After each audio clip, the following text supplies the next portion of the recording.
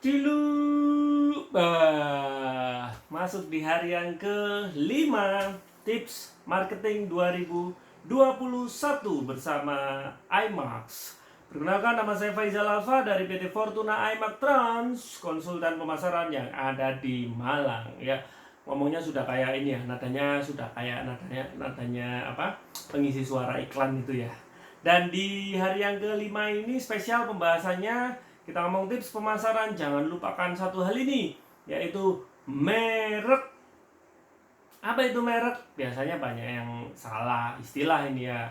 Ngomongnya merek, sebenarnya diminta merek tapi bahasnya adalah paten ya. Padahal paten itu adalah yang biasa dimasak yang kayak ikan lele itu ya. Guyonannya receh ya. Jadi merek kenapa merek? Karena begini. Ketika kita melakukan sebuah tindakan marketing yang beragam bermacam-macam, tapi pemirsa, kalau mereknya belum beres ya masalah. Udah kadung disebarluaskan, udah kadung dipromosikan gitu, tapi ternyata mereknya punyanya orang lain. Mereknya kita nggak bisa pakai, mereknya dituntut untuk diganti karena sudah ada yang duluan. Karena merek itu pada prinsipnya bukan siapa yang pertama kali menggunakan ya. Jadi misalnya Anda sudah menggunakan sebuah merek dari tahun 10 tahun yang lalu, 20 tahun yang lalu, 30 tahun yang lalu, selama merek itu belum didaftarkan, maka orang lain boleh bisa mendaftarkan merek tersebut. Ya, jadi jangan kepedean. Misalnya menang lama, tapi kalau daftar ya sama, yang menang adalah yang mendaftarkan. Dan merek ini pendaftarannya ke Kementerian Hukum dan HAM.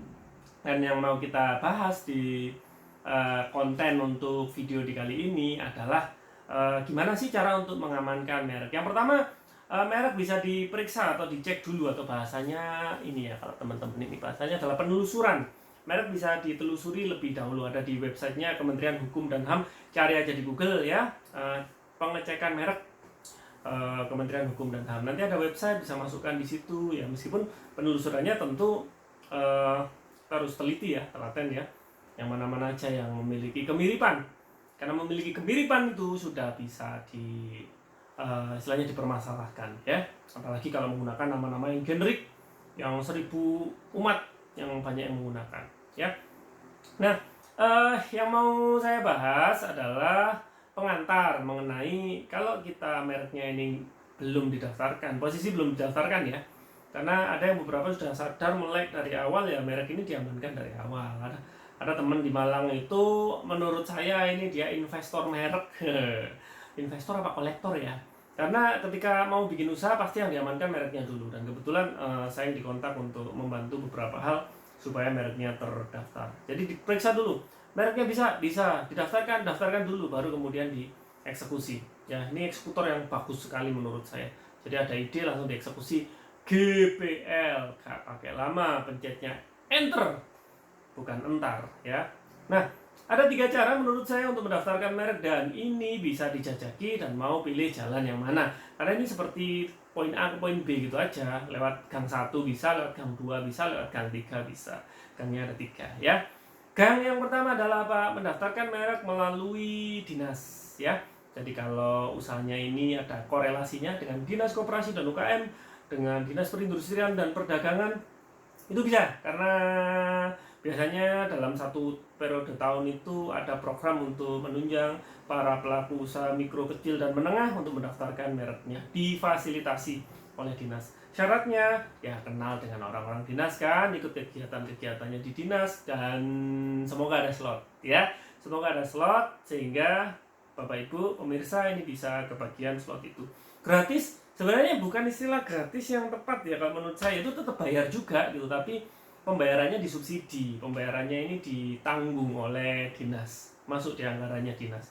Jadi bukan gratis, jadi tidak ada pendaftaran merek yang gratis menurut saya, tetap bayar gitu, cuman ini dibayarin gitu. Ya definisinya ya gratis juga ya bagi si pelaku UMKM kan. Tapi ini yang nanti bisa membiaskan informasinya, karena bisa bilang begini, lu pendaftaran merek kan gratis. Gitu loh ya. Enggak juga, kita tetap bayar, cuman ada dibayarin gitu loh. Jadi supaya konteksnya tepat. Jadi yang pertama adalah melalui dinas ya. Jadi silakan kontak di dinas terkait di kotanya masing-masing. Pastikan KTP-nya di kota yang sama ya. Karena kadang-kadang ya nih KTP-nya kota lain, kebetulan tinggal di kota yang lain gitu, daftar di sini nggak bisa men ya. Yang difasilitasikan warganya itu dia ya. Pagi-pagi sudah ngegas ya. Terus yang kedua adalah dengan mengurus sendiri. Ini bisa ada dan step-stepnya juga tinggal ikuti di website sih menurut saya. Menyiapkan berkas-berkas yang diperlukan, memenuhi prosedur-prosedur yang disyaratkan gitu ya. Dan ini memang memerlukan fokus, konsentrasi ya. Ya, mana ada sih pekerjaan yang tidak memerlukan fokus dan konsentrasi. Artinya ini cukup menantang, terutama kalau kita memang bidang usahanya atau bidang pekerjaannya tidak di bidang seperti ini. Karena ini hal yang berbeda kan. Dan prinsipnya kan menurut saya ini kan cuma dilakukan satu kali kan kalau kita mendaftarkan satu merek gitu loh. Jadi effortnya akan lebih ekstra, effortnya akan lebih luar biasa. Stok sabarnya itu mesti double-double menurut saya kalau lewat jalur yang kedua, yaitu dengan mendaftarkan sendiri. Tapi kalau memang lagi nyari experience gitu ya, nyari pengalaman supaya pengen bagaimana mendaftarkan merek dari nol, diproses sendiri sampai dapat mereknya, pasti kepuasannya akan ada kepuasan tersendiri, ada sebuah pengalaman baru yang diperoleh mendaftarkan merek dari nol. Itu yang kedua. Yang ketiga adalah melalui biro jasa ya. Melalui biro jasa ini banyak sekali biro jasa yang menawarkan bagaimana merek Anda bisa terdaftar gitu. Saya juga sih. Jadi kalau mau daftar saya juga bisa bantuin. Nah, sini gitu ya.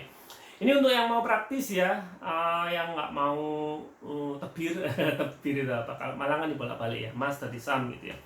Tebir itu ribet berarti. Ya, yang nggak mau ribet ya, cuma nyetor logo, punya kan logo perusahaannya, KTP ada kan, KTP Indonesia, apa lagi ya, alamat email ada kan, terus nomor handphone, nomor HP ada, dan alamat. Udah itu aja. Jadi modalnya cuma logo, KTP, email, handphone, alamat, sudah. Sama didaftarkan di kelas apa ya, cari di website ya, kelas merek. Jadi kelas mereknya Anda ini masuk di apa? Apakah masuk di kelas restoran, apa masuk di kelas produk olahan, dan macam-macam. Kelasnya banyak banget gitu. Seperti perusahaan kami misalnya masuknya di kelas jasa gitu ya. Nah, ini supaya apa? Supaya bebas khawatir, supaya bebas risau. Bayangkan kalau usaha sudah dibuat, maju, bertumbuh, cabangnya jadi 6, jadi 20, cabangnya jadi 100 gitu, tapi ternyata mereknya bermasalah. Aduh, itu luar biasa itu bahayanya ya. Mesti ngubah logo dan kemasan dan macam-macam seragam. Aduh, gitu ya. Pusing. Jadi mending diamankan dari awal. Maksudnya begini loh, ongkos untuk mendaftarkan merek ini diapa-apakan akan jauh lebih kecil daripada ongkos ketika ini sudah terlanjur, atau bahasa Jawanya wis kadung. Kalau sudah terlanjur, perubahannya akan luar biasa. Dan merek ini menurut saya adalah aset yang intangible ya, aset yang ya kalau ngomong tingginya kan brand ini nilainya bisa membesar kalau kita aktivasi, terus kemudian kita lakukan program-program untuk bisa memperkenalkan. Dan ini akan nyambung sekali dengan strategi marketing yang dibuat gitu ya. Karena kalau mereknya ini nggak aman itu, apalagi gini loh, kalau mereknya nggak aman berarti orang lain bisa mendaftarkan. Kalau orang lain itu adalah kompetitor, habislah kita ya. Karena kompetitor kan juga boleh, misalnya Anda punya usaha nih, bakso ya. Terus baksonya punya nama tertentu, misalnya bakso Bang Faiz gitu ya. Ya. Terus kemudian saya lihat, nama saya kan Faisal juga gitu ya. Bakso Bang Faiz, saya cek belum didaftarkan, ya udah. Bakso Bang Faiz saya daftarkan, dan itu boleh ya. Meskipun Bang Faiz yang sudah buka outlet itu buka duluan, saya barusan buka gitu, boleh saya daftarkan. Kenapa ya? Prinsipnya gampang. Lah salahnya kok tidak Anda daftarkan? Ya sudah, saya boleh dong daftarkan karena peraturannya mendukung begitu. Diprotes, loh saya kan jual duluan. Iya, tapi ini sampai Alfa ini yang daftarkan duluan. Karena aturannya siapa yang daftarkan duluan ya tadi ya, memenuhi berkasnya, menjalankan prosedurnya, membayar ongkosnya, membayar biayanya, dan dapat tanda bukti pendaftaran yang kemudian ya merek ini nggak langsung keluar ya sertifikatnya. Rata-rata sih kalau saya dampingi prosesnya mungkin sekitar 2 tahun lah maksimal itu ya. 2 tahun sertifikat mereknya sudah keluar. Tapi begitu didaftarkan itu nanti akan muncul namanya tanda bukti ya, sudah mendaftarkan merek dan sudah cukup aman gitu, tenang ya, mereknya sudah terdaftar. Jadi kalau mau ada yang daftarin lagi udah nggak bisa kan, karena ada yang duluan. Kata kuncinya duluan ya. karena lebih baik duluan daripada penyesalan. Wah, ya, lebih baik duluan daripada penyesalan.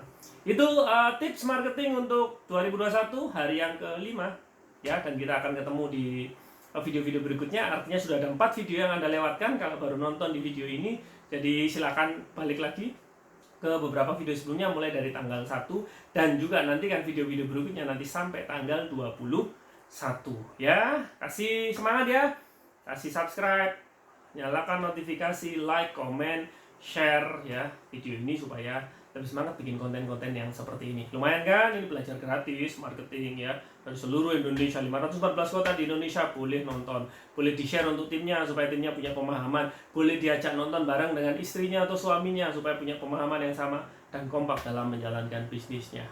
Itu dulu kali ini, Faizal Alfa dari PT Fortuna IMAP Trans di Kota Malang ya. Terima kasih, sehat selalu, salam pertumbuhan, wassalamualaikum warahmatullahi wabarakatuh.